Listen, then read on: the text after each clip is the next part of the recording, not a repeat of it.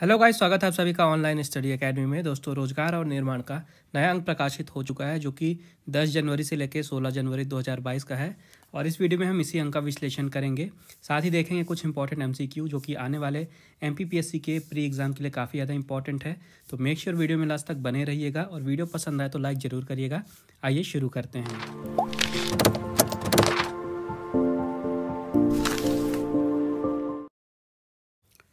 तो सबसे पहले यहाँ पे देखिए एक इम्पॉर्टेंट डे है जो कि 12 जनवरी को मनाया जाता है, राष्ट्रीय युवा दिवस। ठीक है, भारत में मनाया जाता है हर साल 12 जनवरी को राष्ट्रीय युवा दिवस। तो एक्चुअली में 1984 को यूनाइटेड नेशंस के द्वारा अंतर्राष्ट्रीय युवा वर्ष के रूप में घोषित किया गया था और 1984 में ही भारत में डिसाइड किया गया कि 12 जनवरी को मनाया जाएगा हर साल राष्ट्रीय युवा दिवस। और 12 जनवरी को होती है स्वामी विवेकानंद जी की जयंती। तो आपको याद रखना है डेट, 12 जनवरी को भारत में मनाया जाता है राष्ट्रीय युवा दिवस।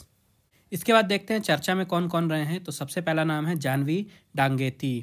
तो जानवी डांगेती का नाम क्यों इम्पोर्टेंट है? क्योंकि ये स्पेस प्रोग्राम को पूरा करने वाली पहली भारतीय बनी हैं। तो आंध्र प्रदेश की हैं ये जानवी डांगेती। इन्होंने नासा का स्पेस प्रोग्राम पूरा कर लिया है और ऐसा करने वाली ये पहली भारतीय बन गई हैं। इस कारण से इनका नाम इम्पोर्टेंट है।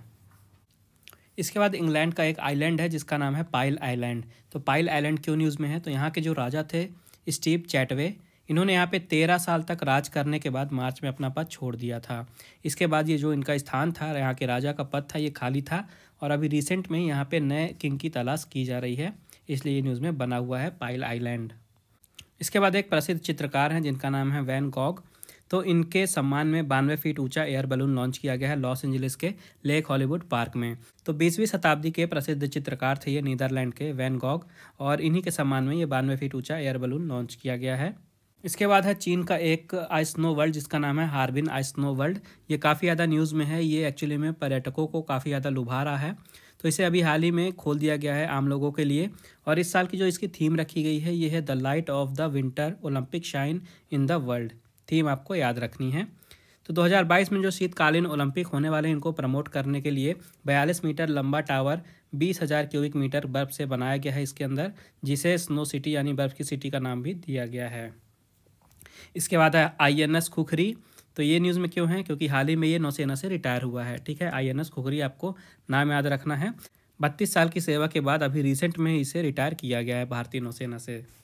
इसके बाद है एक ऐसा टीवी जिसमें आप स्वाद चख सकते हैं। जी हाँ, सुनने में काफ़ी ज़्यादा आपको ये अजीब सा लग रहा होगा, लेकिन जापान में एक ऐसा टीवी बनाया गया है जिसके अंदर आपको 10 तरह के स्वाद मिल जाएंगे। तो आपको स्क्रीन पे जो भी खाने की चीज़ दिखाई जा रही है उसको आप वहाँ पे जीभ लगा के टेस्ट कर सकते हैं। इस टीवी का नाम दिया गया है टेस्ट द टीवी। आप फोटो में देख सकते हैं। इसके अंदर 10 प्रकार के स्वादों से भरे बॉक्स को बनाया गया है, जिसके बाद स्क्रीन पे जो भी कोई डिश नज़र आती है तो स्क्रीन के ऊपर उससे संबंधित स्वाद की लेयर बन जाती है। इसके बाद है नारेंद्रन जेडी कोल्लाप्पन। ये न्यूज़ में क्यों है? क्योंकि इन्हें सर्वोच्च न्यायिक पीठ में शामिल किया गया है रिसेंट में। भारतवंशी है ये नारेंद्रन जेडी कोल्लाप्पन, इनका नाम आपको याद रखना है। और ये दक्षिण अफ्रीका की सर्वोच्च न्यायिक पीठ संवैधानिक अदालत में नियुक्त किया गया है इन्हें। इसके बाद है कैमरन मैके। तो ये भारत में कनाडा के नए हाई कमिश्नर नियुक्त हुए हैं। इनके पहले इस पद पे थे नादिर पाटेल और इन्होंने अपना पद छोड़ दिया था। इसके बाद से कैमरन मैके जो हैं ये भारत में कनाडा के नए हाई कमिश्नर बन गए हैं। इसके बाद है इजराइल की न्यूज़। यहाँ पे रोमन के युग की एक गुड शेफर्ड सोने की अंगूठी मिली है रिसेंट में ही, इस कारण से ये न्यूज़ में बना हुआ है। तो इजराइल के शोधकर्ताओं ने रोमन युग की एक गुड शेफर्ड सोने की अंगूठी की खोज की है जिसमें यीशु के लिए ईसाई प्रतीक का चिन्ह दिख रहा है, ये आप फोटो में देख सकते हैं। इसके बाद स्पेन की न्यूज़ है। यहाँ पे 9वीं शताब्दी का प्राचीन हरक्यूलिस मंदिर मिला है रिसेंट में। तो स्पेन के कैडिज की खाड़ी में ये प्राचीन मंदिर मिला है। ठीक है, कहाँ पे? कैडिज की खाड़ी में। और ये जो मंदिर है ये 9वीं शताब्दी का है, हरकुलस का मंदिर है। इसके बाद है आंग सान सू। तो एक्चुअली में म्यांमार की एक अपदस्थ नेता हैं और हाल ही में इनके खिलाफ मामलों की जो सुनवाई थी इसकी तिथि को स्थगित कर दिया गया है म्यांमार की अदालत के द्वारा, इस कारण से ये न्यूज़ में बनी हुई हैं। आंग सान सू इनका नाम है। इसके बाद है एलन मस्क। ये तो आप सभी को पता है, दुनिया के सबसे अमीर शख्स हैं। तो ये इस साल रिकॉर्ड टैक्स भरेंगे, इस कारण से न्यूज़ में है। इस साल ये जो टैक्स भरने वाले हैं करीब 11 अरब डॉलर होगा, यानी कि लगभग 85,000 करोड़ रुपए इस साल ये टैक्स देंगे और ये सबसे ज़्यादा टैक्स भरेंगे इस साल। इसके बाद है चिल्लई कलां। तो चिल्लई कलां क्या है? तो ये कश्मीर का एक भयानक सर्दी का मौसम है। 40 दिनों तक ये मौसम चलता है। इस साल ये 21 दिसंबर को शुरू हुआ है और 40 दिनों तक ये मौसम चलेगा। इसके पूरे होने के बाद यहाँ पे चिल्लई खुर्द और फिर उसके बाद फिर चिल्लई बाचे का मौसम आएगा। तो इसमें आपको इसका नाम याद रखना है। पूछ सकता है कि जो सर्दी का मौसम है चिल्लई कला ये कहाँ पे होता है, तो ये कश्मीर में होता है, ये आपको ध्यान रखना है। इसके बाद है यहाँ पे भारतवंशी उजरा जेया। तो अमेरिका ने तिब्बत के मुद्दों के लिए भारतीय मूल की राजनयिक उजरा जेया को विशेष संयोजक नियुक्त किया है। इस कारण से ये न्यूज़ में बनी हुई हैं। इसके बाद है हुआंग बेई। ये चीन की इंटरनेट सेलिब्रिटी हैं और इन पर अभी रिसेंट पे ही टैक्स चोरी का आरोप लगा है, लगभग 1500 करोड़ रुपए का, और इस कारण से ये न्यूज़ में बनी हुई हैं। नाम है इनका हुआंग बेई। इसके बाद है अमेरिका का अलास्का शहर। यहाँ पे भूकंप के काफ़ी तीव्र झटके महसूस किए गए हैं रिसेंट पे। तो जो रिक्टर स्केल है यहाँ पे भूकंप की तीव्रता 6 बताई गई है। तो ये न्यूज़ में इस कारण से बना हुआ है। अलास्का शहर जो है ये कहाँ पे है, अमेरिका में है, ये आपको याद रखना है। इसके बाद हांगकांग यूनिवर्सिटी की न्यूज़ है। तो यहाँ पे हांगकांग यूनिवर्सिटी परिसर से तियानमेन हत्याकांड के प्रतीक का एक स्मारक को हटा दिया गया है रिसेंट में ही, इस कारण से ये न्यूज़ में है। इसके बाद है यूसाकू मिजावा। ये क्यों न्यूज़ में है, तो जापानी अरबपति हैं यूसाकू मिजावा। ये 12 दिनों की अंतरिक्ष यात्रा करने के बाद अभी रिसेंट में ही पृथ्वी पर वापस लौट आए हैं और इस कारण से इनका नाम न्यूज़ में है। इसके बाद है जी अशोक कुमार जी का नाम। तो ये राष्ट्रीय स्वच्छ गंगा मिशन के महानिदेशक बने हैं। अपॉइंटमेंट की बात करें तो काफ़ी ज़्यादा इंपॉर्टेंट नाम है, ये इंपॉर्टेंट क्वेश्चन यहाँ से बन सकता है। तो आपको याद रखना है जी अशोक कुमार जो हैं ये राष्ट्रीय स्वच्छ गंगा मिशन के महानिदेशक बन गए हैं। इसके बाद स्मृति शेष देख लेते हैं। तो दक्षिण अफ्रीका के गांधीवादी आर्क बिशप टूटू का हाल ही में 90 वर्ष की आयु में निधन हो गया है। 1984 में इन्हें शांति के लिए नोबेल पुरस्कार भी दिया गया था और भारत में गांधी शांति पुरस्कार भी दिया जा चुका है इन्हें। इसके बाद यहाँ पे कुछ इंपॉर्टेंट MCQ दिए हैं, तो इन्हें देखते हैं। सबसे पहले है सामान्य ज्ञान, आंकिक और तार्किक योग्यता, जिसमें से हम सामान्य ज्ञान को अभी डिस्कस करेंगे। तो आइए शुरू करते हैं।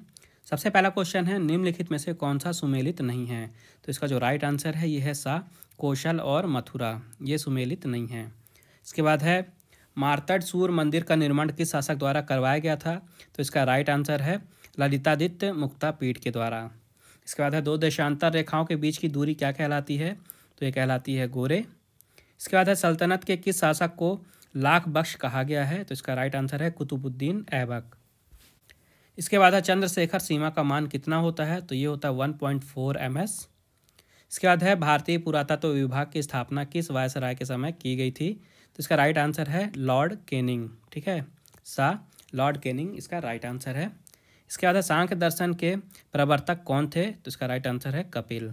इसके बाद है निम्नलिखित में से किस शासक के द्वारा महाबलीपुरम के एकाश्म मंदिरों का निर्माण किया गया था। तो इसका राइट आंसर है नरसिंहवर्मन फर्स्ट। इसके बाद है भारतीय संविधान का कौन सा अनुच्छेद आकस्मिक निधि सृजित करने की शक्ति देता है। तो इसका राइट आंसर है अनुच्छेद 267।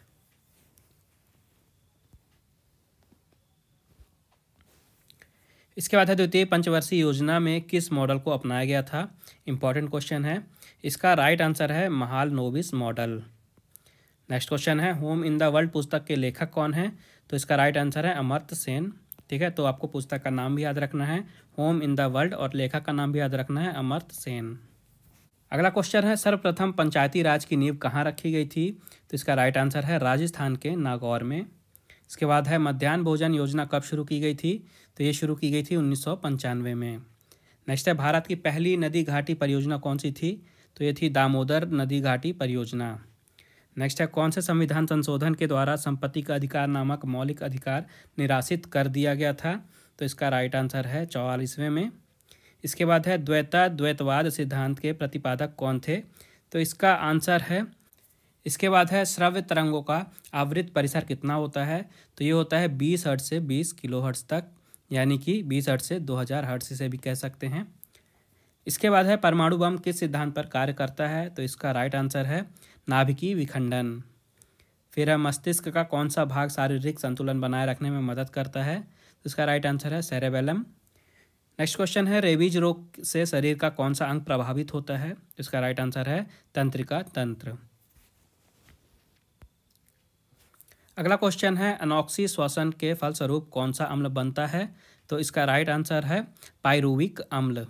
अगला क्वेश्चन है 1 ग्राम वसा के पाचन से शरीर में कितनी ऊर्जा प्राप्त होती है? तो इसका राइट आंसर है 9.3 किलो कैलोरी।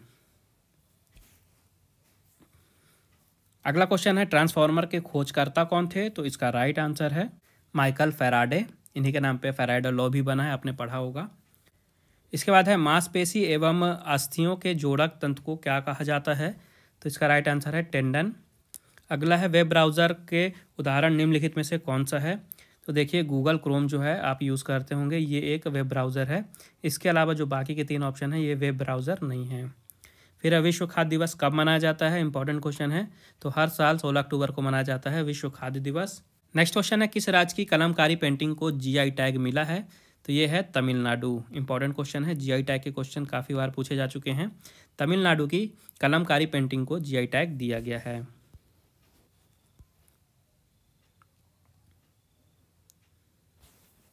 इसके बाद है निम्नलिखित में से किसको यूएन ने यानी कि यूनाइटेड नेशंस ने एसडीजी एडवोकेट बनाया? एसडीजी यानी कि सस्टेनेबल डेवलपमेंट गोल। तो किसे एडवोकेट बनाया गया एसडीजी? तो इसका राइट आंसर है कैलाश सत्यार्थी। नेक्स्ट क्वेश्चन है भारत का पहला कार्बन कैप्चर प्लांट कहाँ लगाया गया है? तो इसका राइट आंसर है जमशेदपुर, जो कि झारखंड में है। इसके बाद है आईसीएआर ने नेथ्रा जंबो 1 बनाया है, यह किसकी विकसित किस्म है? तो जो नेथ्रा जंबो 1 है ये काजू का एक विकसित किस्म है। इसके बाद है ट्राइब्स इंडिया और किस ई कॉमर्स प्लेटफॉर्म ने मिलकर कारीगर मेला शुरू किया है? तो इसका राइट आंसर है अमेजन। नेक्स्ट है अल मोहद अल हिंदी नौसैनिक युद्ध अभ्यास किन 2 देशों के बीच शुरू हुआ है? तो इसका राइट आंसर है भारत और सऊदी अरब। ठीक है, याद रखिएगा, एक्सरसाइज से भी क्वेश्चन पूछे जाते हैं, काफ़ी इंपॉर्टेंट होते हैं। तो भारत और सऊदी अरब के बीच में हुआ है अल मोहद अल हिंदी नौसैनिक युद्ध अभ्यास। नेक्स्ट क्वेश्चन है मध्य प्रदेश राज्य खनिज निगम की स्थापना किस वर्ष हुई थी? तो इसकी स्थापना हुई थी 1962 में। इसके बाद है COP 26 में प्रधानमंत्री श्री नरेंद्र मोदी जी द्वारा किस वर्ष तक NET 0 टारगेट पूरा करने का लक्ष्य दिया गया है? तो ये है 2070। इसका राइट आंसर 2070 तक भारत NET 0 टारगेट को पूरा कर लेगा। इसके बाद है यहाँ पे सामान्य अध्ययन के कुछ इंपॉर्टेंट MCQ, इन्हें भी देखते हैं एक करके। सबसे पहले है मानवाधिकार के क्वेश्चन। तो मध्य प्रदेश मानव अधिकार आयोग का मुख्यालय कहाँ स्थित है? तो ये मुख्यालय है भोपाल में। इसका बाद मध्य प्रदेश मानवाधिकार आयोग के अध्यक्ष का कार्यकाल कितना होता है? तो 3 वर्ष या 70 वर्ष। ठीक है, 3 वर्ष का कार्यकाल, या जो भी अध्यक्ष हैं उनकी उम्र 70 वर्ष हो जाए, जो भी पहले हो, ये होता है कार्यकाल। फिर है अगला क्वेश्चन मध्य प्रदेश मानवाधिकार आयोग के अध्यक्ष एवं सदस्यों की नियुक्ति की सिफारिश करने वाली समिति का अध्यक्ष कौन होता है? तो इसका राइट आंसर है मुख्यमंत्री। इसके बाद है महिला आयोग के क्वेश्चन। तो पहला क्वेश्चन है राष्ट्रीय महिला आयोग निकाय है कहाँ का? ये एक संविधिक निकाय है। ठीक है, राष्ट्रीय महिला आयोग जो है ये एक संविधिक निकाय है। इसके बाद मध्य प्रदेश महिला आयोग की स्थापना कब की गई थी? तो मध्य प्रदेश महिला आयोग की स्थापना की गई थी 23 मार्च 1998 में। अगला क्वेश्चन है निम्नलिखित में राष्ट्रीय महिला आयोग की अध्यक्ष कौन रही हैं या रहा है? तो इसका जो राइट आंसर है ये है ममता शर्मा, पूर्णिमा आडवाणी और बी मोहिनी गिरी। ये तीनों ही महिला आयोग की अध्यक्ष रह चुकी हैं। इसके बाद राष्ट्रीय महिला आयोग अपनी वार्षिक रिपोर्ट किसे सौंपता है? तो जो राष्ट्रीय महिला आयोग है ये अपनी वार्षिक रिपोर्ट सौंपता है केंद्र सरकार को। इसके बाद है बाल संरक्षण आयोग से क्वेश्चन। तो पहला क्वेश्चन है राष्ट्रीय बाल संरक्षण आयोग के संबंध में निम्नलिखित कथनों पर विचार कीजिए। पहला कथन है इसकी स्थापना जो है ये मार्च 2007 को केंद्र की गई थी। दूसरा कथन है यह बहुसदस्यीय 1+6 निकाय है जिसमें कम से कम एक महिला होनी चाहिए। तो इसमें से जो 2 कथन दिए गए हैं तो हमें बताना है कि कौन सा कथन सही नहीं है। तो जो पहला कथन है ये पूरी तरह से सही है, इसकी स्थापना मार्च 2007 में की गई थी। जो दूसरा कथन है ये गलत है, क्योंकि जो ये निकाय है इसमें कम से कम 2 महिलाएं होनी चाहिए। यहाँ पे कथन में 1 महिला दिया है लेकिन एक्चुअली में 2 महिलाएं होनी चाहिए कम से कम, इसलिए जो दूसरा कथन है ये सत्य नहीं है। अगला क्वेश्चन है राष्ट्रीय बाल संरक्षण आयोग के अध्यक्ष का कार्यकाल क्या होता है? तो 3 वर्ष या 65 वर्ष, जो भी पहले हो, ये कार्यकाल होता है राष्ट्रीय बाल संरक्षण आयोग के अध्यक्ष का। इसके बाद राष्ट्रीय बाल संरक्षण आयोग के अध्यक्ष की नियुक्ति की अनुशंसा के लिए गठित चयन समिति का अध्यक्ष कौन होता है? तो इसका आंसर है केंद्रीय महिला एवं बाल विकास मंत्री। आगे है अनुसूचित जाति एवं अनुसूचित जनजाति आयोग से रिलेटेड क्वेश्चन। तो पहला क्वेश्चन है इसमें अनुसूचित जाति एवं अनुसूचित जनजाति आयोग को किस संविधान संशोधन अधिनियम द्वारा पृथक कर दिया गया था?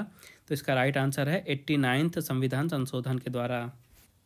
अगला क्वेश्चन है, राष्ट्रीय अनुसूचित जाति आयोग में एक विशेष अधिकारी की नियुक्ति का प्रावधान संविधान के किस अनुच्छेद में वर्णित है? तो ये वर्णित है अनुच्छेद 338 में। फिर है, राष्ट्रीय अनुसूचित जाति आयोग के संदर्भ में असत्य कथन कौन सा, इसमें हमें बताना है। 3 कथन दिए गए हैं। तो जो पहला कथन है ये है, आयोग अनुसूचित जातियों पर होने वाले अत्याचार या उत्पीड़न के मामलों में शासन ज्ञान से कार्यवाही कर सकता है। दूसरा कथन है, आयोग को किसी मामले या शिकायत की जांच के संदर्भ में सिविल न्यायालय के समान शक्तियां प्राप्त हैं। और जो तीसरा कथन है ये है, आयोग संवैधानिक व बहु सदस्यों का निकाय है। तो हमें बताना है कि कौन सा कथन असत्य है, यानी कि सही नहीं है। तो इसमें जो तीसरा कथन है ये सही नहीं है। ठीक है, क्यों गलत है? क्योंकि राष्ट्रीय अनुसूचित जाति आयोग संवैधानिक आयोग है जिसका प्रावधान संविधान के अनुच्छेद 338 में किया गया है। और आयोग की संरचना में एक अध्यक्ष, एक उपाध्यक्ष व 3 अन्य सदस्य होते हैं। तो ये एक बहु सदस्यों का निकाय नहीं है। इस कारण से जो तीसरा कथन है ये असत्य हो जाता है।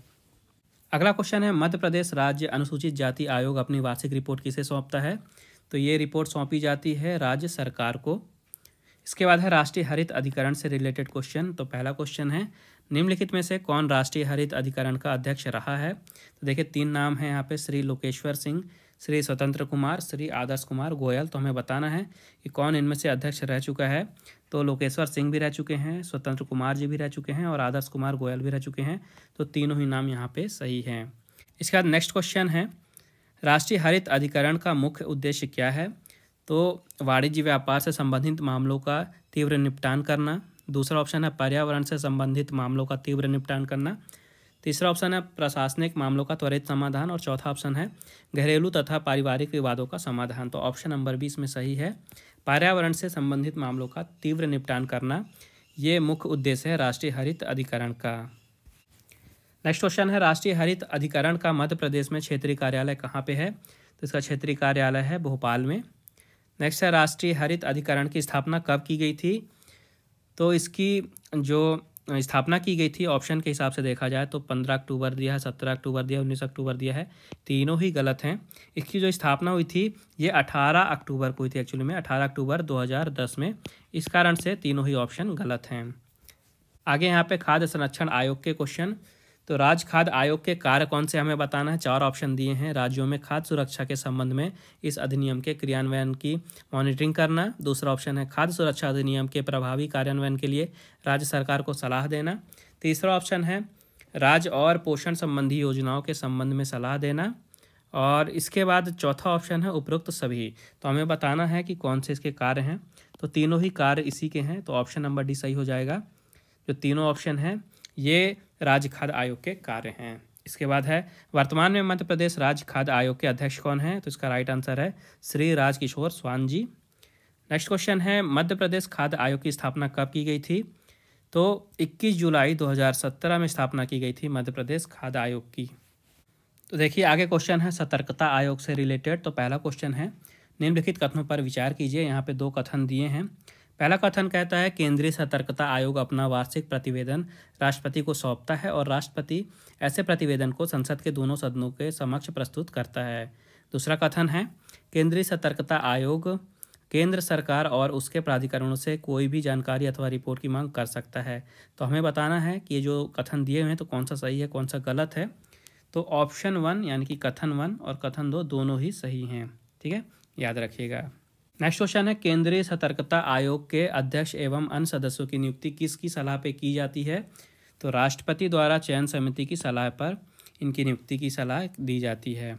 इसके बाद है केंद्रीय सतर्कता आयोग के वर्तमान में अध्यक्ष कौन हैं? तो केंद्रीय सतर्कता आयोग के वर्तमान में अध्यक्ष हैं श्री सुरेश एन पटेल जी। इसके बाद है पिछड़ा वर्ग आयोग के क्वेश्चन। तो पहला क्वेश्चन क्या कह रहा है, राष्ट्रीय पिछड़ा वर्ग आयोग को किस संविधान संशोधन अधिनियम द्वारा संवैधानिक दर्जा प्राप्त हुआ है? तो इसका राइट आंसर है 102वां संविधानिक संशोधन। इसके बाद है मध्य प्रदेश राज्य पिछड़ा वर्ग आयोग की स्थापना कब की गई थी? तो इसका राइट आंसर है 13 मार्च 1993 में। आगे एक सूचना आयोग का क्वेश्चन है जो कि हमसे पूछ रहा है कि केंद्रीय सूचना आयोग की प्रकृति है कौन सी है? तो इसकी प्रकृति है सांविधिक। ठीक है, आगे यहाँ पे सामान्य ज्ञान खेल से रिलेटेड कुछ MCQ, आइए एक एक करके इन्हें भी देखते हैं। तुम्हारा पहला क्वेश्चन है, वर्ष 2021 में आईसीसी टी20 वर्ल्ड कप जीतने वाली ऑस्ट्रेलियाई टीम के कप्तान कौन थे? तो इसका राइट आंसर है एरॉन फिंच। नेक्स्ट क्वेश्चन है, रोजर फेडरर के टेनिस कैरियर का पहला ग्रैंड स्लैम खिताब कौन सा था? तो ये था विंबलडन। इसके बाद है, वर्ष 2021 में कौन सी टीम महिला बिग बैश लीग की चैंपियन बनी है? तो इसका राइट आंसर है आपका पर्थ स्कॉचर्स। नेक्स्ट क्वेश्चन है, भारतीय क्रिकेट टीम दक्षिण अफ्रीका दौरे पर कितने मैचों की वनडे सीरीज खेलेगी? तो इसका राइट आंसर है 3 वनडे। इसके बाद है, वर्ष 2021 में किस खिलाड़ी ने एटीपी फाइनल्स का खिताब जीता है? तो इसका राइट आंसर है अलेक्जेंडर ज्वेरेव ने। नेक्स्ट क्वेश्चन है, बीसीसीआई ने इनमें से किसे राष्ट्रीय क्रिकेट अकादमी का प्रमुख बनाया है? तो इसका राइट आंसर है आपका वीवीएस लक्ष्मण। नेक्स्ट है, तेजिंदर पाल सिंह तूर किस खेल में भारत का प्रतिनिधित्व करते हैं? तो इसका राइट आंसर हो जाएगा गोला फेंक। फिर है, न्यूजीलैंड में किस बल्लेबाज ने अपने पदार्पण टेस्ट मैच में दोहरा शतक बनाया है? तो इसका राइट आंसर हो जाएगा डेवोन कॉनवॉय ने। नेक्स्ट है, जर्मनी ने वर्ष 2014 में फीफा वर्ल्ड कप के फाइनल में किस देश को हराया था? तो इसका राइट आंसर हो जाएगा अर्जेंटीना। नेक्स्ट है, वर्ष 2025 में कौन सा देश आईसीसी चैंपियंस ट्रॉफी की मेजबानी करेगा? तो इसका राइट आंसर है पाकिस्तान। अगला क्वेश्चन है, टोक्यो ओलंपिक 2020 में भारतीय महिला हॉकी टीम किस स्थान पर रही थी? तो इसका राइट आंसर है चौथे स्थान पर। नेक्स्ट है, वर्ष 2020 में ऑल इंडिया बैडमिंटन टूर्नामेंट में महिला एकल वर्ग की विजेता कौन थी? तो इसका राइट आंसर हो जाएगा आपका ताइजू इंग। नेक्स्ट है, सविता पुनिया किस खेल में भारत का प्रतिनिधित्व करती हैं? तो इसका राइट आंसर हो जाएगा हॉकी। नेक्स्ट है, इनमें से किस खिलाड़ी ने अंतर्राष्ट्रीय क्रिकेट में 6 गेंदों पर 6 छक्के नहीं लगाए हैं? तो देखिए, युवराज सिंह दिया है, केरन पोलार्ड दिया है, हर्षल गिब्स और गैरी सोबर्स। तो इसका जो राइट आंसर है ये हो जाएगा गैरी सोबर्स। इन्होंने 6 गेंदों पे 6 छक्के नहीं लगाए हैं। बाकी तीनों प्लेयर्स ने इंटरनेशनल क्रिकेट में 6 गेंदों पे 6 छक्के लगाए हैं लगातार। इसके बाद एम चिन्नास्वामी क्रिकेट स्टेडियम किस शहर में स्थित है? इंपॉर्टेंट क्वेश्चन है, पहले भी पूछा जा चुका है। तो एम चिन्नास्वामी क्रिकेट स्टेडियम है बेंगलुरु में। अगला है, विराट कोहली ने वनडे क्रिकेट में पहला शतक किस देश के खिलाफ बनाया था? तो इसका राइट आंसर हो जाएगा श्रीलंका। नेक्स्ट क्वेश्चन है, इनमें से किस महिला खिलाड़ी ने वर्ष 2021 में WTA फाइनल्स का खिताब जीता है? तो इसका राइट आंसर हो जाएगा गरबाइन मुगुरुजा। ठीक है, गरबाइन मुगुरुजा इसका राइट आंसर है। आगे बढ़ते हैं। नेक्स्ट क्वेश्चन है, भारत मार्च 2022 में किस देश के खिलाफ डेविस कप के मुकाबले खेलेगा? तो इसका राइट आंसर हो जाएगा आपका डेनमार्क। नेक्स्ट क्वेश्चन है, मैक्स वर्स्टैपेन ने वर्ष 2021 में कितनी फार्मूला 1 रेस जीती हैं? तो इसका राइट आंसर हो जाएगा 10। नेक्स्ट है, इनमें से कौन सा खेल पहली बार टोक्यो ओलंपिक में शामिल किया गया था? तो इसका राइट आंसर है सर्फिंग। ठीक है, सर्फिंग इस बार सबसे पहली बार शामिल किया गया ओलंपिक में और इस कारण से क्वेश्चन जो है काफ़ी इंपॉर्टेंट बन जाता है। अगला क्वेश्चन है, वर्ष 2023 में FIH हॉकी वर्ल्ड कप किस देश में आयोजित किया जाएगा? तो इसका राइट आंसर है भारत। अगला है, वर्ष 2018 में किस भारतीय को ICC महिला क्रिकेटर ऑफ द ईयर चुना गया था? तो इसका राइट आंसर है स्मृति मंधाना को। नेक्स्ट है, वर्ष 2020 में किस महिला खिलाड़ी ने डेनमार्क ओपन बैडमिंटन टूर्नामेंट का खिताब जीता था? तो इसका राइट आंसर हो जाएगा साइना नेहवाल ने। मध्य प्रदेश की पूजा वस्त्रकार किस खेल में भारत का प्रतिनिधित्व करती हैं? तो इसका राइट आंसर है क्रिकेट। और आखिरी क्वेश्चन है, वर्ष 2022 में किस ग्रैंड प्रिक्स को पहली बार फार्मूला 1 कैलेंडर में जगह दी गई है? तो इसका राइट आंसर हो जाएगा मियामी ग्रैंड प्रिक्स। आगे है इतिहास यानी कि हिस्ट्री से रिलेटेड इंपॉर्टेंट MCQ। आइए इन्हें भी देखते हैं। सबसे पहला क्वेश्चन है, निम्न में से किसका निर्माण अकबर ने नहीं करवाया था? तो इसका राइट आंसर है दिल्ली का जो लाल किला है इसका निर्माण अकबर ने नहीं करवाया था। इसके बाद सबसे पुराना वेद कौन सा है? तो ऋग्वेद है सबसे पुराना वेद। इसके बाद है, गुर्जर प्रतिहार शासकों में से किसकी उपाधि आदि वराह थी? तो इसका राइट आंसर है मिहिर भोज।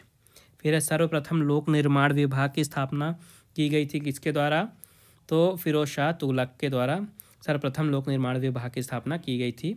अगला क्वेश्चन है, शाहनामा का लेखक जो है फरिश्ता, ये किसके दरबार से संबंधित था? तो ये संबंधित था महमूद गजनवी के दरबार से संबंधित था फरिश्ता। ठीक है, जो कि लेखक था शाहनामा का।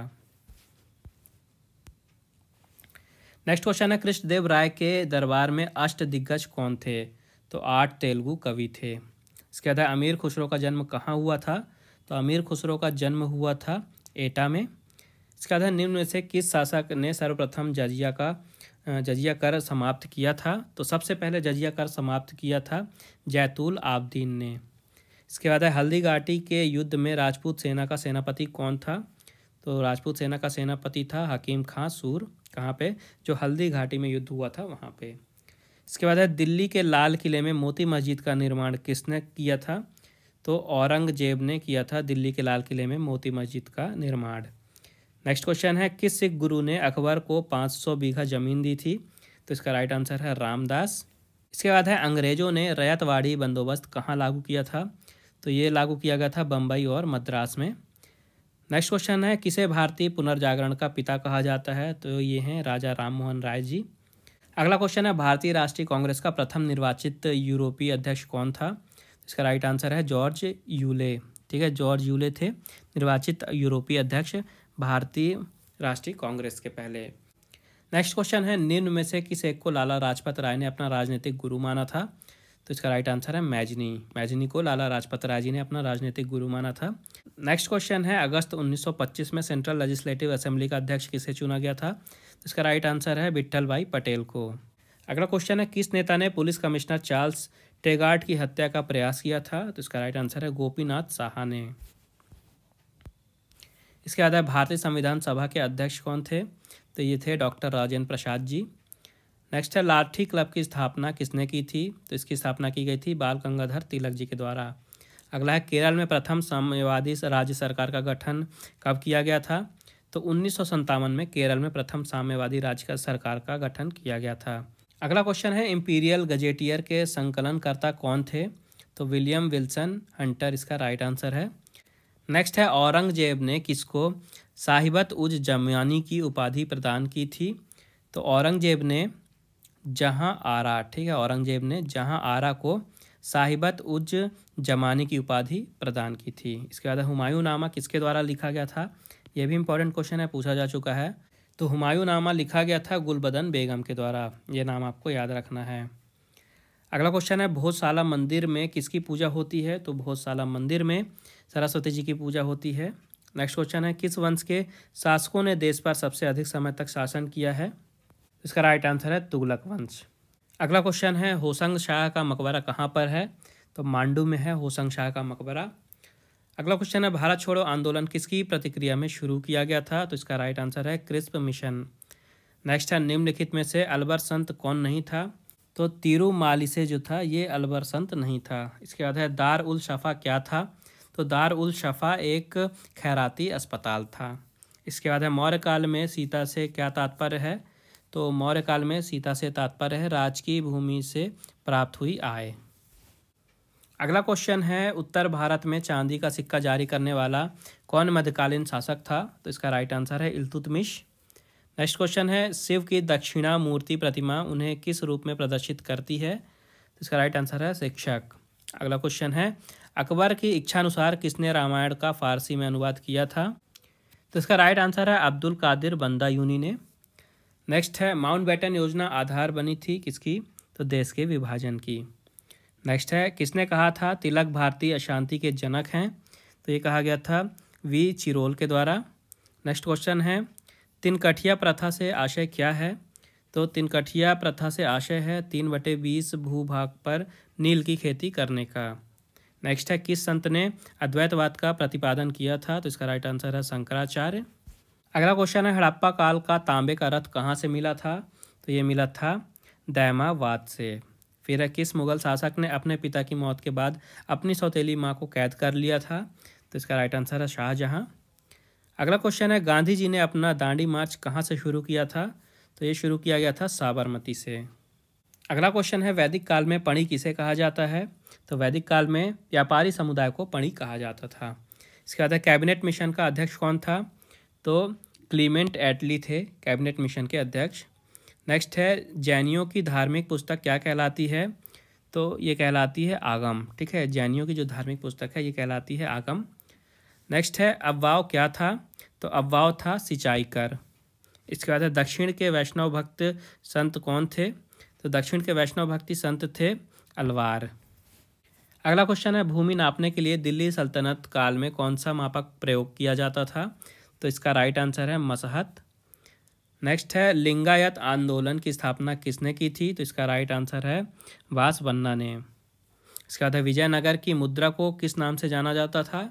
तो जो विजयनगर की मुद्रा थी इसे पैगोड़ा के नाम से जाना जाता था। इसके बाद खेल चर्चा पे डिस्कशन कर लेते हैं। तो सबसे पहले स्मृति मंधाना का नाम है, तो इन्हें सर्वश्रेष्ठ T20 महिला खिलाड़ी के लिए नामांकित किया गया है रिसेंट में, इस कारण से इनका नाम न्यूज़ में है, स्मृति मंधाना।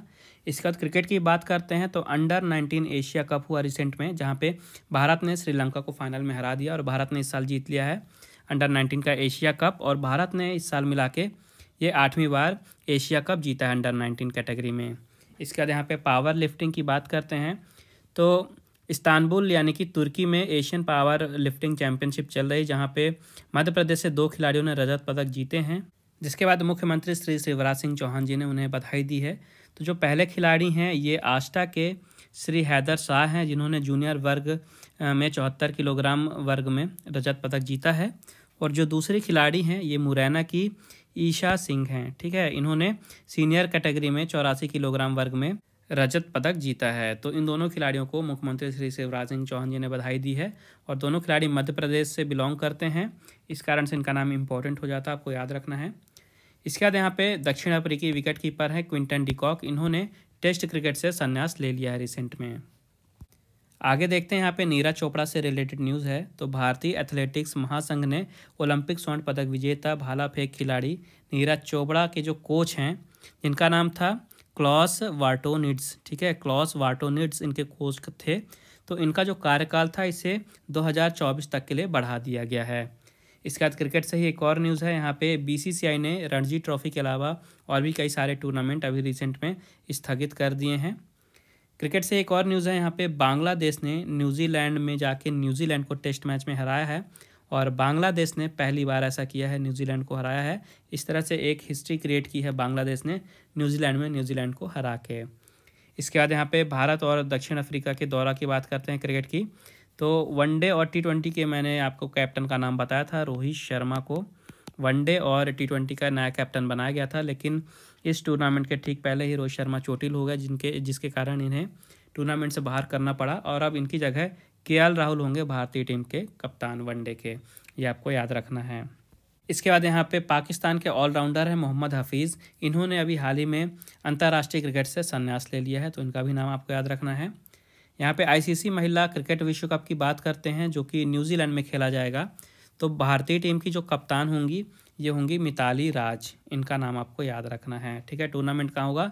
न्यूजीलैंड में होगा, ये भी आपको याद रखना है। इसके बाद इंग्लैंड के तेज गेंदबाज हैं जेम्स एंडरसन, ये सबसे ज़्यादा टेस्ट मैच खेलने वाले खिलाड़ियों में दूसरे नंबर पे आ गए हैं। इन्होंने टोटल 169 मैचेस खेले हैं। पहले नंबर पे भारत के सचिन तेंदुलकर हैं, जिन्होंने टोटल 200 टेस्ट मैच खेले थे, और अब दूसरे नंबर पे आ गए हैं जेम्स एंडरसन 169 मैचेस के साथ। इसके बाद सामायिकी पे थोड़ा नज़र डाल लेते हैं। तो सबसे पहले यहाँ पे दक्षिण अफ्रीका की संसद न्यूज़ में है। तो दक्षिण अफ्रीका का जो संसद भवन है यहाँ पे रिसेंट में ही भीषण आग लग गई थी, जिसकी वजह से वहाँ पे पार्लियामेंट चैम्बर और कई सारे दफ्तर जो हैं जलकर खाक हो गए। इसके बाद यहाँ पे भारत की बात करते हैं। तो यहाँ पे PM किसान की 10वीं किस्त जारी की गई है। तो प्रधानमंत्री श्री नरेंद्र मोदी जी ने वीडियो कॉन्फ्रेंसिंग के माध्यम से प्रधानमंत्री किसान सम्मान निधि यानी कि PM किसान योजना के तहत वित्तीय लाभ की 10वीं किस्त जारी की है। इससे लगभग 10 करोड़ से भी अधिक लाभार्थी किसान के परिवार हैं, उनको 20,000 करोड़ रुपए से भी अधिक धनराशि अंतरित की गई है। इसके बाद न्यूज़ है यहाँ पे DRDO ने अपना स्थापना दिवस मनाया है अभी 1 जनवरी को, ठीक है। तो DRDO की बात कर लेते हैं थोड़ा सा। DRDO जिसे रक्षा अनुसंधान एवं विकास संगठन कहा जाता है, इंग्लिश में ये होता है defence research and development organisation, जिसे शॉर्ट में DRDO कहा जाता है। इसकी स्थापना हुई थी 1958 में, ठीक है। तो इस साल DRDO ने अपना 64वां स्थापना दिवस मनाया है। 1 जनवरी आपको डेट याद रखनी है, ठीक है। इसका जो हेडक्वार्टर है DRDO का ये है नई दिल्ली में, और इसके जो पेरेंट एजेंसी है यानी कि किस मंत्रालय के अंदर में ये काम करता है, तो ये रक्षा मंत्रालय के अंडर में काम करता है। और जो चेयरमैन हैं, अध्यक्ष हैं DRDO के, इनका नाम भी याद रखिएगा, इनका नाम है डॉक्टर G सतीश रेड्डी, ठीक है। तो ये सारी चीज़ें आपको DRDO से रिलेटेड याद रखनी है, यहाँ से क्वेश्चन बन सकते हैं। इसके बाद देखिए फ्लोरोना, आपने काफ़ी न्यूज़ में सुना होगा इस समय। तो एक्चुअली में ये इन्फ्लुएंजा और कोविड-19 के मिश्रण से होता है जो बीमारी, इसे फ्लोरोना कहा जाता है। तो फ्लोरोना का भी हाल ही में इजराइल में पहला मामला पाया गया है। इसके बाद देखिए यहाँ पे 2 परियोजनाएं हैं, विजयक और बीकन। तो इन परियोजनाओं का आपको नाम याद रखना है और ये किससे रिलेटेड है ये याद रखना है। तो ये रिलेटेड हैं BRO यानी कि सीमा सड़क संगठन से, ठीक है। तो इनका आपको नाम याद रखना है, विजयक और बीकन परियोजनाएं, बस इसमें इतना ही इम्पोर्टेंट है। इसके बाद है रक्षा मंत्री श्री राजनाथ सिंह जी ने अभी हाल ही में चंडीगढ़ विश्वविद्यालय में Kalpana Chawla centre for research and space science and technology का उद्घाटन किया है रिसेंट में ही। तो आपको इस सेंटर का नाम याद रखना है, Kalpana Chawla centre for research in space science and technology. और कहाँ पे उद्घाटन किया गया है ये याद रखना है, चंडीगढ़ विश्वविद्यालय में। और किसके द्वारा किया गया है ये याद रखना है, राजनाथ सिंह जी के द्वारा उद्घाटन किया गया है। इसके बाद गार्डियन की एक रिपोर्ट प्रकाशित हुई है जिसके अनुसार श्रीलंका जो है गहरे वित्तीय व मानवीय संकट से गुजर रहा है। और इस रिपोर्ट में बताया गया है कि श्रीलंका जो है ये 2022 तक दिवालिया भी हो सकता है। तो आज का सेशन यहीं समाप्त करते हैं। आई होप आपको वीडियो पसंद आई होगी और यूज़फुल लगी होगी। अगर वीडियो पसंद आई हो तो प्लीज़ वीडियो को लाइक ज़रूर करिएगा, ज़्यादा से ज़्यादा शेयर कीजिएगा अपने दोस्तों के साथ, और चैनल को सब्सक्राइब करके बेल आइकन जरूर दबा दीजिएगा, ताकि जैसा ही अगला अंक प्रकाशित हो और उसकी वीडियो अपलोड हो तो सबसे पहले आपको नोटिफिकेशन मिल जाए। इसके अलावा आप टेलीग्राम चैनल पर भी ऑनलाइन स्टडी एकेडमी को ज्वाइन कर सकते हैं, जहां पे आपको एक ही प्लेस पे काफ़ी सारे इंपॉर्टेंट स्टडी मटेरियल मिल जाएंगे आपके एग्ज़ाम से रिलेटेड, चाहे वो न्यूज़पेपर या मैगजीन की PDF हो, चाहे वो डेली करंट अफेयर हो, वो कैब हो, GK हो, सब कुछ एक ही प्लेस पे अवेलेबल है। और जो टेलीग्राम चैनल है उसकी लिंक आपको इस वीडियो की डिस्क्रिप्शन में मिल जाएगी, तो मेक श्योर वहाँ पर भी ज़रूर ज्वाइन करिएगा। बाकी मिलते हैं अगले अंक के प्रकाशन के बाद, तब तक के लिए take care and thank you guys.